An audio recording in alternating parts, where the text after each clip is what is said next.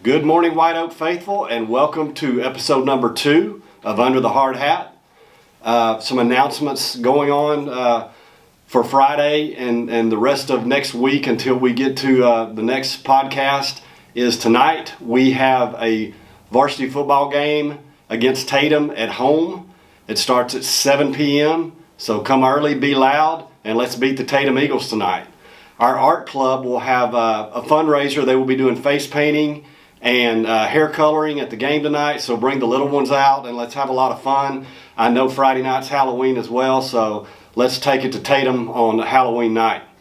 Our White Oak FFA is in Indianapolis at the National FFA Convention. Miss Olivia McFadden will compete there, and we have representing White Oak FFA also in Indianapolis is Merritt McMahon and Jaden Johnson. So congratulations to those three ladies in our FFA chapter and all of our sponsors on being up in Indianapolis.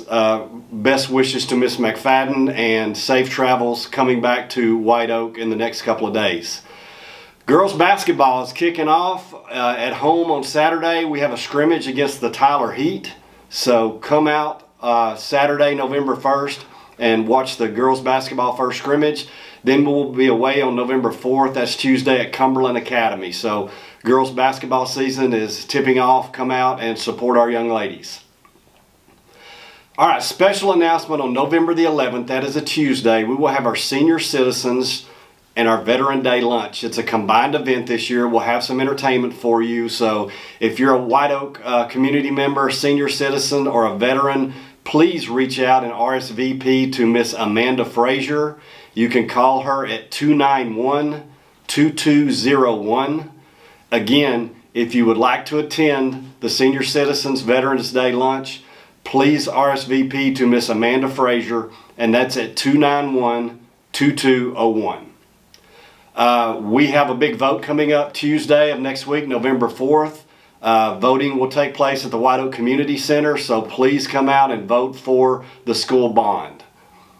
November 3rd, Monday, is a student holiday, so students, you get the day off, and your teachers, administrators, faculty will be working hard to try to finish the fall very strong for you, the fall semester. So once again, November 3rd, Monday, is a student holiday.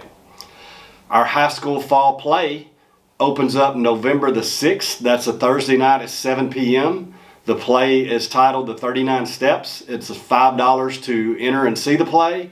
There will also be showings on November 8th at 2 p.m. and November the 9th at 2 p.m. But once again, the high school fall play opens November the 6th. That is Thursday at 7 p.m. Come out and support our Roughneck Theater production, our Roughneck Theater Company on November 6th.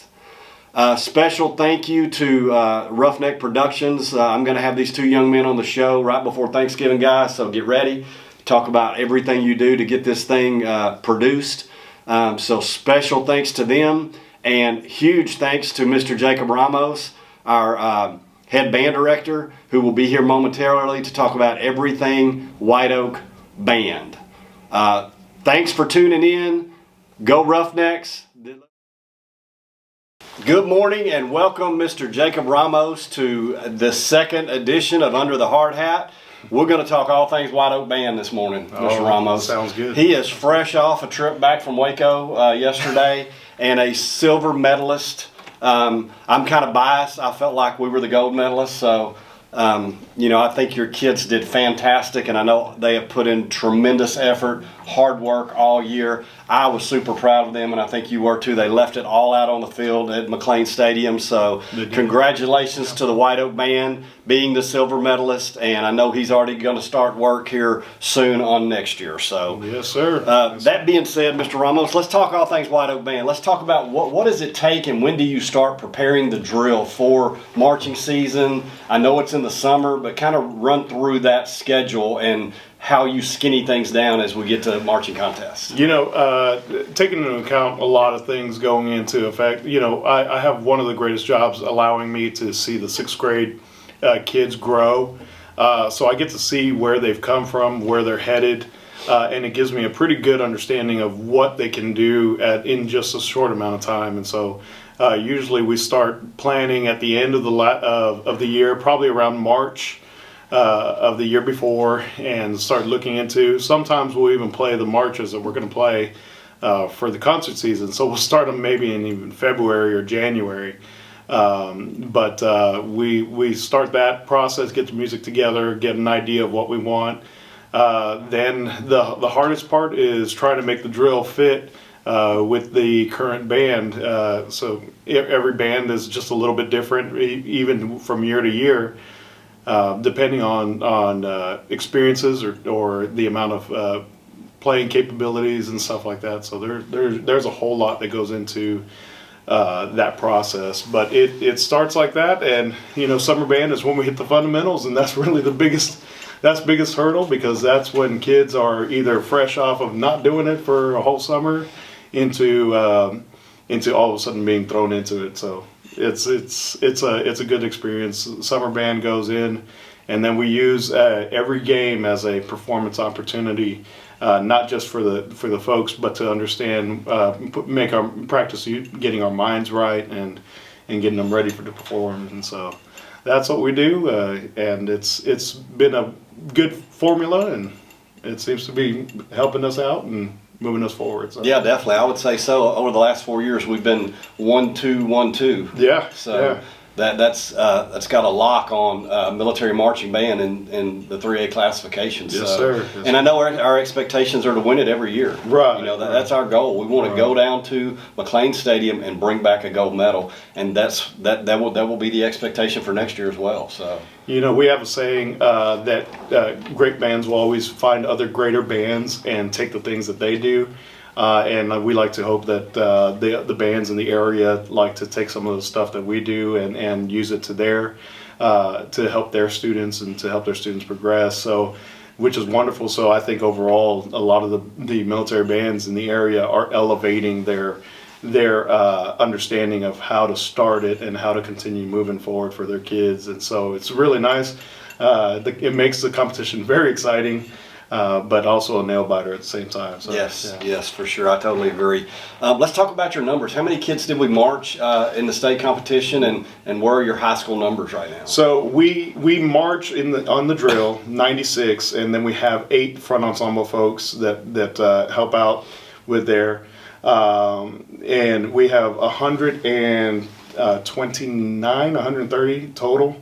And so we try to see who can do certain things and at what level, and we really only get that summer band time to really evaluate everybody, and then try to figure out how we can best utilize the kids and how to best help and set up for the future too. So a lot of our kids, some of the alternates that may have not marched, they're getting ready, and you'll see them outside or in the band hall working their tails off to make sure that they are progressing from where they are. And it's tough. I mean, these kids, especially freshmen, will have just learned how to play their instrument just 3 years prior, and then now we're asking them to play very hard music and to march to it at the same time. And so it's definitely a challenge the first year. Second year gets a little bit easier. By the time you're a senior, you're teaching other folks how to do it. So that's our numbers, and hopefully for the next year we do see a trend that is increasing to maybe possibly about 15 more students every year. That's accounting for the seniors that graduate and then the new freshman class that comes in. As of right now, we have 27 seniors, 17 juniors, and I want to say 43 sophomores and 47 freshmen. So it's a large, it's a baby band. We call them baby bands, where a large majority of the students are younger, are freshmen or sophomore. So that's great, though. I mean, our numbers are building, and that's fantastic. The last varsity game at home, I think the middle school band came and kind of filled in the third quarter, and then I was at the JV and junior high games last Thursday night at home, and the middle school band was there, and man, there's a lot of them, and they sound fantastic. So. Yeah, Mr. Watley is instrumental in just the overall development of the kids. Miss Hamner, Miss Tanuyan, they are absolutely instrumental in helping these kids progress. And I tell Mr. Watley all the time, I said, you helped out Mr. Steele, and he was very, very successful. You're helping me, and we are succeeding together. I'd say the common denominator is Mr. Watley. So, and I know you're proud of your 3 assistants, Yes, and we, White Oak ISD, we're proud of our directors, and we're proud of our band, Yes, our sir. kids. Let's talk about, it takes more than you and those other 3 directors to make this thing go. It does. So let's talk about all those people behind the scenes that help you, and maybe you give a little recognition to some of those people that help you all the time. I tell you, I brag to my band director buddies all the time and telling them that I've got some of the best band boosters that are around. It's amazing to go into the next schedule and for someone, one of those band boosters, have already asked, hey, what do you need? What can I help you with? Is there, would it help if I did this? You know, and the initiative that these parents and band boosters take is absolutely incredible. I mean, sometimes there's heavy lifting, or sometimes there's delegation that happens, but this was probably the smoothest trip that I've ever had as a state, you know, heading to state or heading out of the city, period. This was probably the smoothest trip, and a lot of it is to our boosters that go above and beyond, give up their time, want to see their kids, want to see kids that they've taught if they're teachers. And I absolutely love my boosters. They are incredible, and that's all band parents are available to be boosters and to be a part of that program and to help these kids, because ultimately the kids are the ones that benefit. I totally agree, and Miss Van Brocklin has done a great job organizing that. I know she's your booster president. Booster president. And but not just her.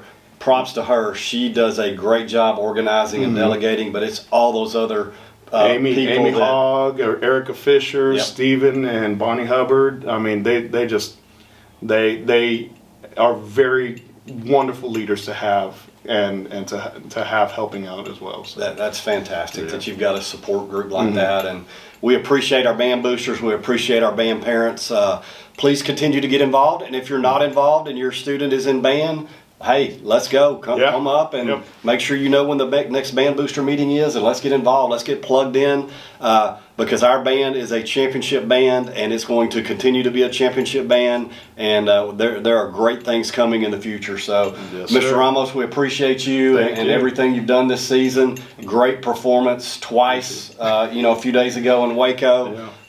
Thanks for being on the second edition of Under the Hard Hat, Yes, so sir. we appreciate that. Thanks for tuning in, guys, and come out tonight, support the Roughnecks at 7 o'clock. Band will play at halftime and continue to be great. And thanks for tuning in to this edition of Under the Hard Hat, and go Roughnecks.